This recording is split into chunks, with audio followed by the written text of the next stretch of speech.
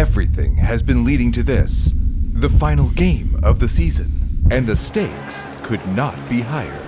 After all, at the start of the season, you were told that every time you played well for the team, they would give you more days to live.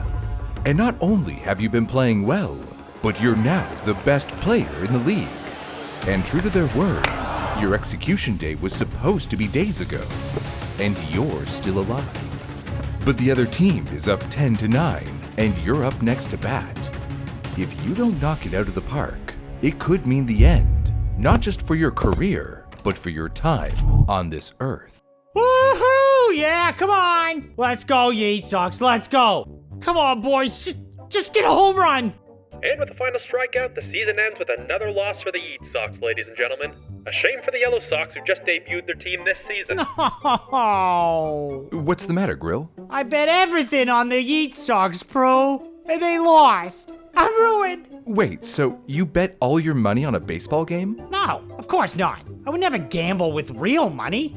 It was just Yeet credits. And how do you get Yeet credits? You buy them? Duh.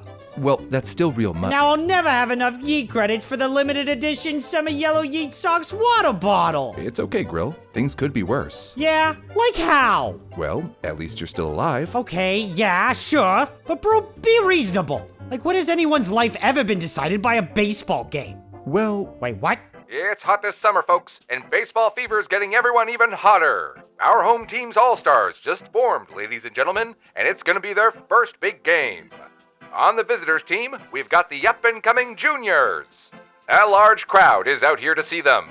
So far, they've been doing a good job keeping the other team from getting runs. But they haven't gotten a run either. It's the third inning. They're here to win. They're here to live. They got the bat this time, folks. Could their first two runners get to home base? And they didn't. They can't keep this up, folks. They're running for their lives out there. But wait. One of them's running, and he got to the plate, and a second one just made home, and now a third! They're actually getting somewhere. Maybe things are finally looking up. Their opponent's team still hasn't gotten a single plate, folks. The crowd's a-cheering. Oh, goodness. It's the sixth inning this time, folks, and they've got their right shortstop, a man at 5 feet 5 inches tall, standing at bat, and that's a home run! The home team just secured a grand slam! Ladies and gentlemen, these convicts can play ball. Hold up. Convicts? The Wyoming... The Wyoming State Penitentiary All-Stars, as they called themselves, were recognized as the first all-convict team in America. Their lineup included criminals, thieves, a forger, and 3 killers, with ages ranging from 18 to 39. Their shortstop, Joe Gazzardo, was in for manslaughter. Their first baseman, Eugene Rowan, was convicted of rape. Their second baseman, Frank Fitzgerald, was charged with breaking and entering. The star of their team, Joseph Seng, was in for first-degree murder, while their team captain, George Saban, was sentenced to 25 years for killing 3 sheep ranchers in their sleep. 10 years earlier, in 1901, letting prisoners play ball would have been inconceivable.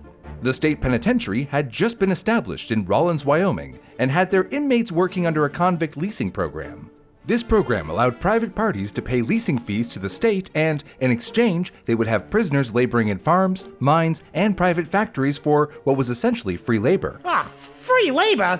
Blah. That's right. Remember, this was still the Wild West. Life was hard on everyone, and punishments were even harder. Cattle ranchers and sheep herders would stage shootings, and disagreements were aplenty over land borders. Meanwhile, lawbreakers and desperados would be made an example of. They wouldn't just be hanged. They would get skinned while their hides and other parts would be sold as souvenirs. It hadn't even been that long ago when, in 1881, a convict named George Parrott, or Big-Nosed George as he was known by locals, attempted to rob a train. In the process, he shot 2 deputy sheriffs, causing their deaths. This led the Rawlins citizens to take justice into their own hands. They caught and lynched George, later making his skin into a pair of shoes. Ew. He was turned into shoes? Very resourceful. As grotesque as it sounds, it used to be how justice was served. And it was this same sense of justice that made Rawlins the perfect location for the new Wyoming State Penitentiary back then, where convicts would serve their sentences through hard, thankless labor. But by 1911, things changed for the Cowboy State. Democratic Senator Joseph Carey had won the governor's race that year, and by April, he banned the convict leasing program in Wyoming. He saw that the penitentiary's broom factory, where the prisoners worked, was an attempt at skirting issues of free labor. He installed a new state warden, Felix Alston, who changed how things were run in the prison. As the new warden, he saw how miserable the prisoners were, cooped up inside, forced into the mundane task of making brooms, and fed just enough to not starve. Alston looked at the prisoners with compassion and decided to set up 3 major activities to get the prisoners' morale back up. First, they would get access to the prison yard where the inmates could exercise and get some fresh air and sunlight. Second, the broom factory was placed under the prison's administration instead of the leasing system. But to make sure the inmates could still give back to the community, he signed them up for the state row building program. And third, he would get the prisoners to play baseball, the country's favorite sport. So his plan's having them get plenty of sunshine, give back to the community, and play sports? That's my kind of guy. And seeing just how well some of them played gave him an idea. He would assemble the first all-convict team in America. Just like that, he got Governor Carey's permission to form the team, and the prisoners were given the uniforms and equipment for them to play. One of Wyoming's best local amateur baseball teams, the Wyoming Supply Company Juniors, had heard about them that summer, and it was eventually arranged that they'd be playing against each other over the course of the season. Weren't these supply juniors all worried about playing against a bunch of dangerous criminals? They probably weren't sure what to make of them at first, and neither did the public. But on July 18th, 1911, the Death Row All-Stars won their first official game. Death Row All-Stars? Cool name, but were all of them on death row? Well, 3 of them were for sure, but on the field, all that mattered to them was the game. And with a whopping score of 11-1 against the juniors, it sealed the deal. America's first all-convict baseball team just outplayed some of the best players in the state, right there on the penitentiary prison yard. Other inmates had even been allowed to sit and cheer for the 2 teams along with civilian fans who were curious to see how the game would turn out. Don't worry, Bean, the inmates and the public were kept apart. Although it didn't stop the prisoners from sharing lemonade with the visiting crowd. A local newspaper, the Rawlins Republican, wrote how the All-Stars were a fast and classy bunch of ball tossers who could put up a fine game against any of the teams in the state. The paper also wrote about the prisoners' hospitality and sportsmanship at the game. The prisoners had covered the clothes rack with blankets which afforded a cool, shady place for the Rawlins visitors. They had also prepared a big barrel of lemonade which was passed around to the players and spectators and was greatly enjoyed by all. All of this gave locals a growing positive attitude towards the residents of the penitentiary. They had seen that the prisoners were capable of acting gentlemanly, but the most convincing case was the team's standout performer, Joseph Seng. Joseph Seng was the right fielder for the Death Row All-Stars and was lauded for hitting 2 home runs during the All-Stars' first game, one of which had been a grand slam. No way, a grand slam? Hey, what's a grand slam again? A grand slam is when a batter hits a home run while there are still runners on all 3 bases of the field. It adds a total of 4 scores in a single bat. Yep, totally knew that. Just calibrating your knowledge. It was a complete game changer for the All-Stars, since it meant that the visiting team would have needed a miracle just to catch up. That Seng fella must have been some kind of athlete before he got into the slammer. To a degree, he was. Throughout his trial and conviction, Seng had a confidant and spiritual advisor in Reverend Mason of the Sacred Heart of Jesus Parish in Allentown. At one point, Reverend Mason claimed that Seng had always been a talented baseball player when he was growing up. He even quoted Seng once referring to an old, forgotten baseball field that was being used to house broken-down trains as an oasis in the midst of scraps and metal and tools and locomotives belching smoke. Okay, so one man's garbage dump, another man's baseball sanctuary, I guess. But what was he in the slammer for anyway? Well, actually, he was sentenced to the death penalty for shooting and killing a man. He was one of the ones on death row? Yes, in 1910, when he worked as a night watchman for the Union Pacific Railroad alongside his former supervisor, Detective William Lloyd. The night it happened, his supervisor had been taking a night stroll with his wife at a park close to where they lived. It's said that Seng joined the 2 at Lloyd's car, and that the 3 walked through the park while conversant in excitable tones. Multiple witnesses had claimed to have seen Seng step to one side and fire a shot at Lloyd, and that he fired 2 more shots while Lloyd's wife leaned over his body. However, to the surprise of bystanders on the scene, he emptied his last 3 shots to the ground, and, without any excitement, told a bystander to report him to an officer. He shot the guy and then turned himself in? But why? Well, he claimed self-defense. When he was asked why he shot his boss, his only explanation was, "I beat him to it." The newspaper, the Laramie Republican, stated that Seng had been both corroborated and contradicted by witnesses. Seng pleaded self-defense throughout his case, but the court hadn't been swayed. Investigators claimed that the shooting was motivated by Lloyd firing Seng, and with more than a dozen witnesses gathered by the prosecution, it had led to Seng's conviction and death sentence. Seng's childhood friends in Pennsylvania later urged Reverend Mason to have church authorities investigate the facts of Seng's case, with their findings claiming that Seng had indeed acted in self-defense. It was later reported by another newspaper that one of the case's witnesses claimed to have seen Lloyd's gun fall out of his pocket as he dropped to his knees after being shot. Oh, okay. If his boss had a gun on him too, maybe our guy was actually telling the truth about shooting him in self-defense. That very well could be, but Seng was convicted nonetheless, and sent to death row at the Wyoming State Penitentiary where, coincidentally, Alston had just been named the new warden. And once he'd made his debut with the All-Stars on their first official match, the Carbon County Journal wrote of him saying, "Joseph Seng, who was convicted of murder in the first degree and sentenced to death, played a classy game all the way through."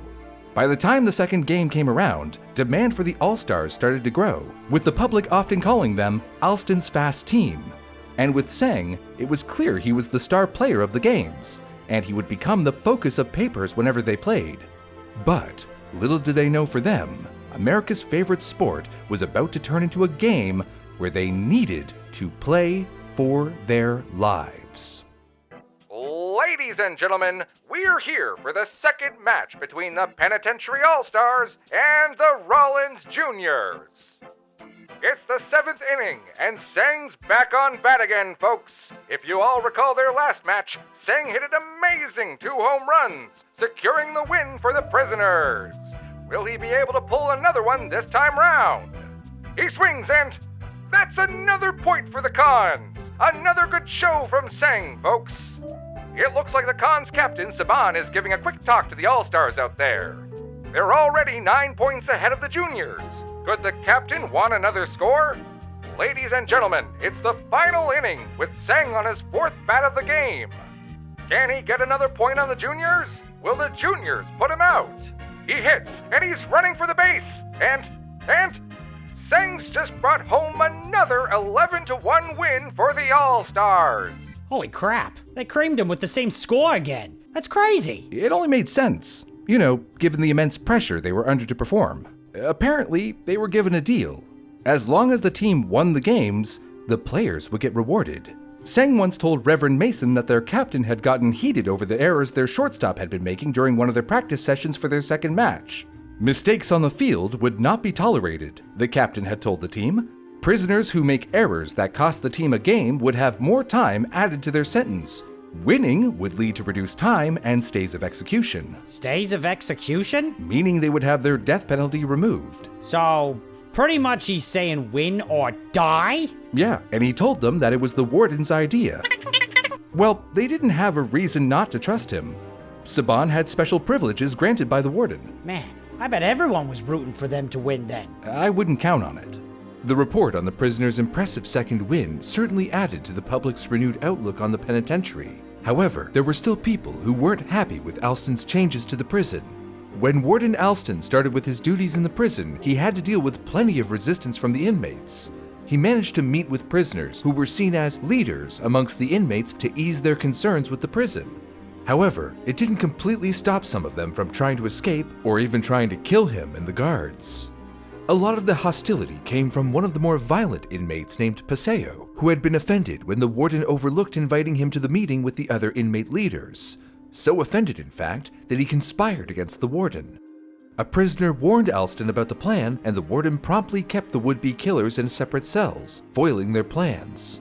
Prison escapes were even attempted during game days. So, the warden would increase security and implement a roll call of the inmates. He would gather the prisoners with shorter and smaller builds who he nicknamed human ferrets, and they would search for the prisoners who would hide themselves in tight spaces on the grounds and in the buildings. Yet, the warden wouldn't always be successful at keeping order in the penitentiary, with one guard getting kidnapped by 3 escapees, and another guard being shot by an outsider who attempted to break one of the prisoners out. Despite these affairs, Alston still won praise for the improved conditions and better treatments in the penitentiary.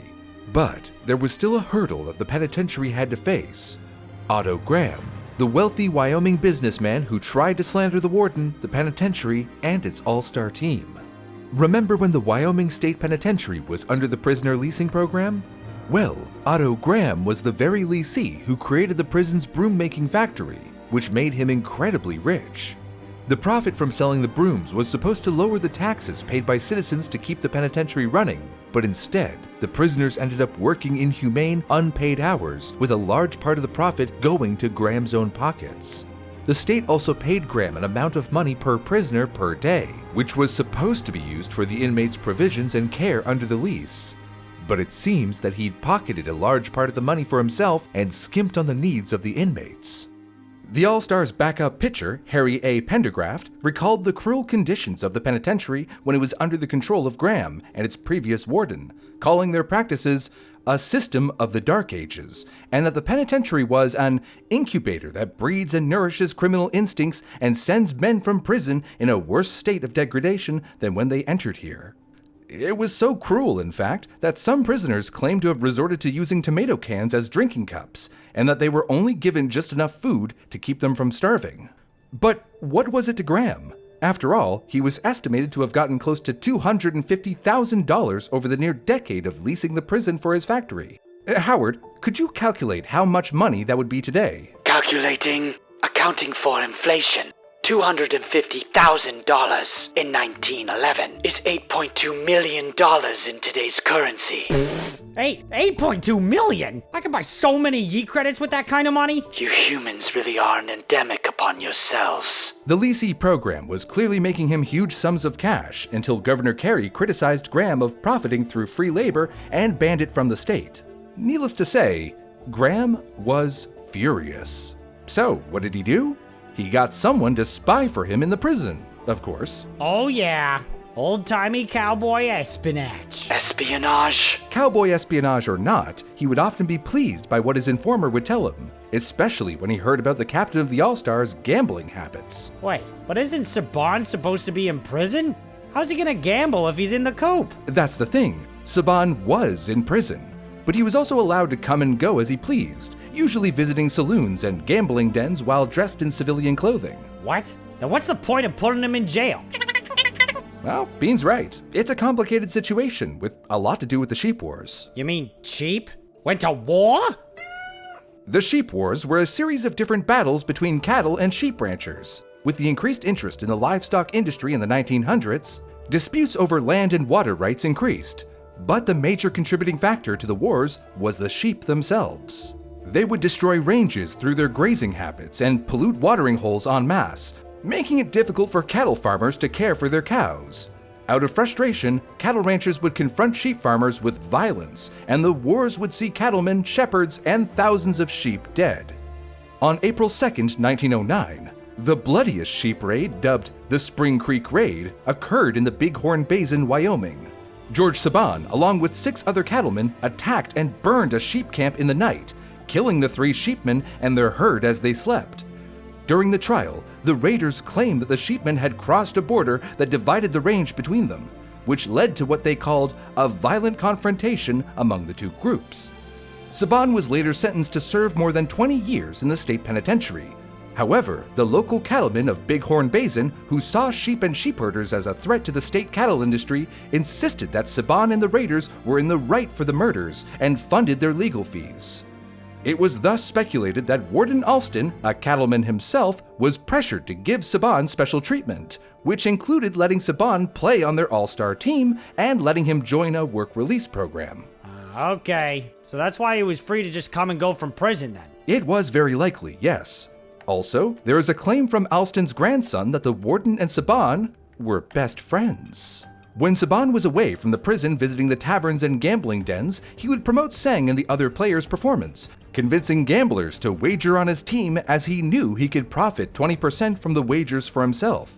However, Saban didn't keep his illegal betting a secret. Otto Graham was later informed of Saban's gambling habits and was told that the warden had likely been giving the inmate money to bet on the All-Stars games.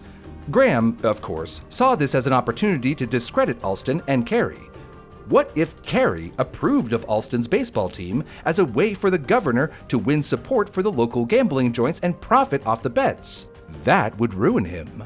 There wasn't any proof of Graham's conspiracy, but it was enough for him to start scrutinizing the All-Stars and to throw accusations of gambling and mismanagement against Alston and the penitentiary.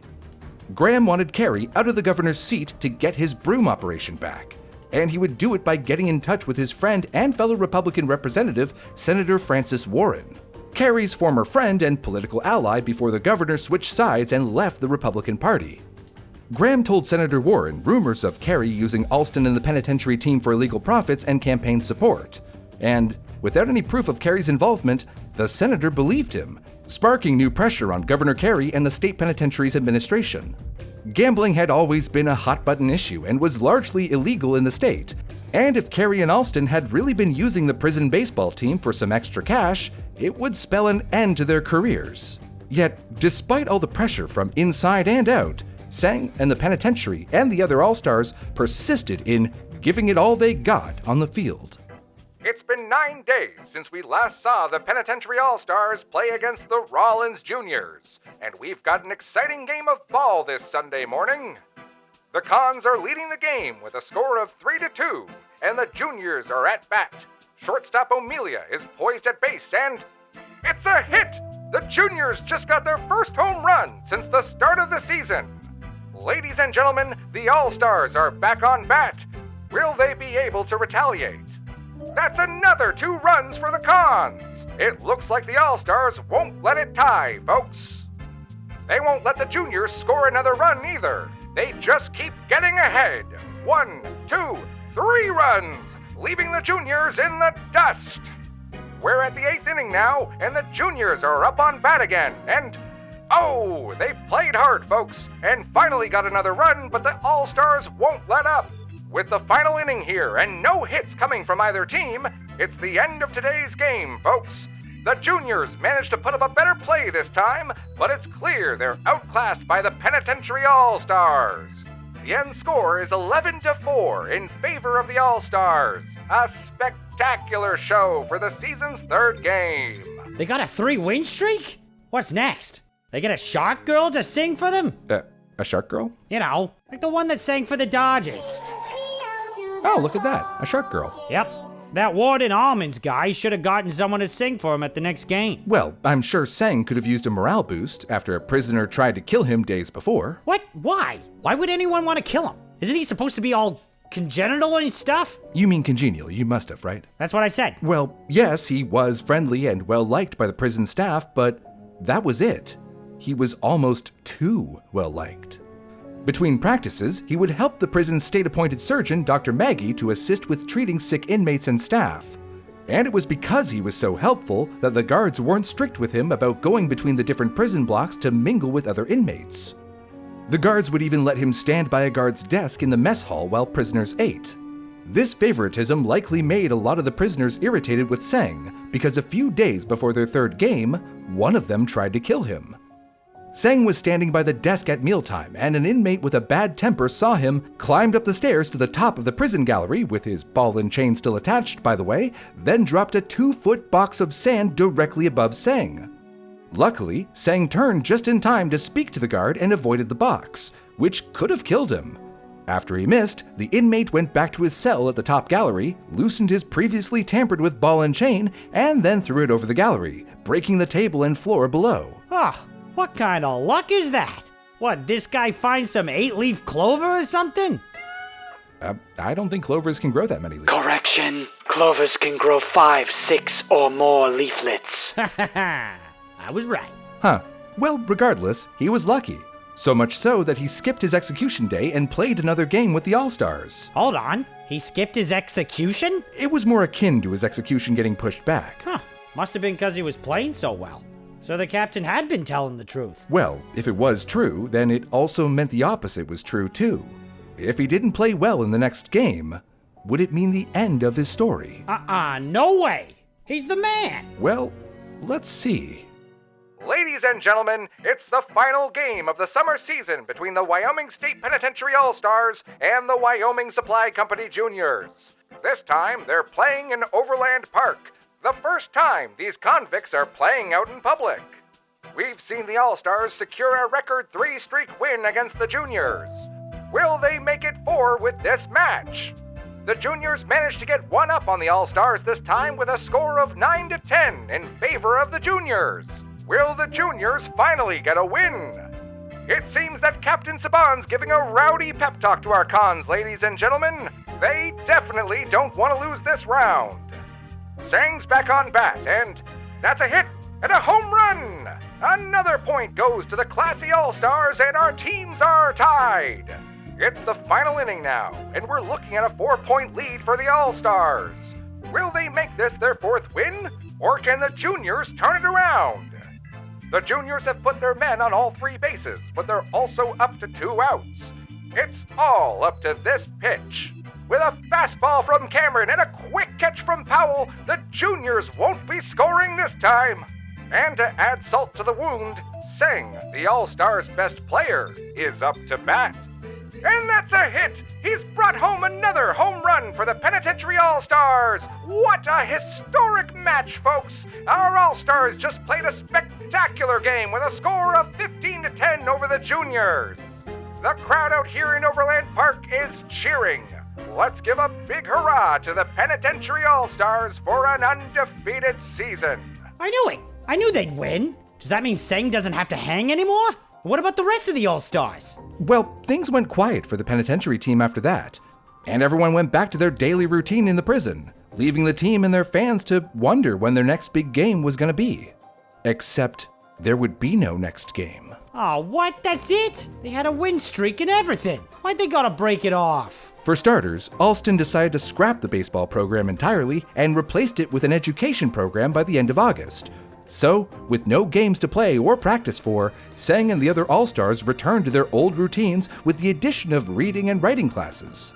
It wasn't clear to anyone if the Warden had a specific reason for dissolving the team either. But if the rumors were to be believed, the team's dissolution could have been because of the governor. Graham and Warren continued to insinuate that Carey had been using the team for his own benefit, and as talk floated around town about gambling laws being openly violated, Governor Carey announced by August that he was cracking down on gambling and illegal liquor sales through Wyoming. It's funny though, because when announcing his declaration, Wyoming State Journal also added that local saloon owners say they will obey the order, though some claim they were assured last fall of an open season for 2 years in exchange for their voting support. Governor Carey's decision also cropped up ideas on why he helped grant an approval for Seng's appeal to delay his initial execution date. Yeah, that was quite the coincidence, wasn't it? A lot of the credit for the delay really should go to Seng's lawyers, but it was indeed possible that Seng's value to the All-Stars and the wagers on them had an effect. But the lack of baseball games didn't dampen Seng's positive attitude. He went back to working with his prison's medical unit, where Dr. Maggie noticed Seng's aptitude for medicine. He was impressed with the inmate's skill in treating patients, and wrote how Seng could perceive relationships and connections among symptoms and a patient to determine his condition. With that, he taught Seng about medicine and made him an assistant at the penitentiary's medical unit. Seng really proved himself when the medical unit was overwhelmed by a multitude of prisoners becoming violently ill all at the same time, some of whom were members of the All-Star team. It was so cramped that there were patients who had to sit against the walls, while others had to lie on the floor from the pain. Apparently, the inmates had gotten poisoning from kraut that had been left in a metal pot overnight. How do you get poisoned from sauerkraut? Ain't that just a bunch of cabbage? Incorrect statement detected. Fermented vegetables such as sauerkraut and pickles produce a substance called lactic acid, which is a highly corrosive solution that when placed in metal containers can leach and react to the metal ions off of the container's surface, producing toxins within the solution. Symptoms of metal poisoning include abdominal pain, chills, dehydration, weakness, and vomiting. Oh, so that's why they keep pickles in glass jars. That's right. Which is why some guards thought it was a deliberate poisoning attempt by Graham against the prison's baseball team. Regardless, Seng took charge of helping the men until Dr. Maggie arrived at the prison, after which he continued to assist by helping them drink water and eat ice chips, collecting their vital signs, and wiping the sweat from the prisoners' heads until the ill patients recovered a day or two later. Yet, despite all of Seng's altruism in the penitentiary, his sentence remained, and the court still ruled that he was to hang by May 24th, 1912. But that's so unfair! The town felt the same way. Women and clergymen started petitioning for Governor Carey to change his death sentence to life imprisonment, with one priest writing to the governor about how the people who knew of Seng's case weren't in favor of him receiving capital punishment. Their petition received plenty of support from the town, but the appeals weren't enough. Governor Carey refused to interfere with the sentencing.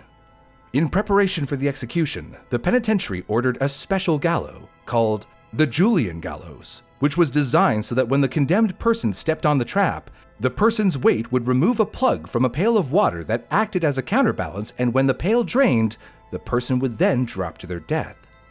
Seng spent the day before his execution calm and collected, playing cards and drinking coffee.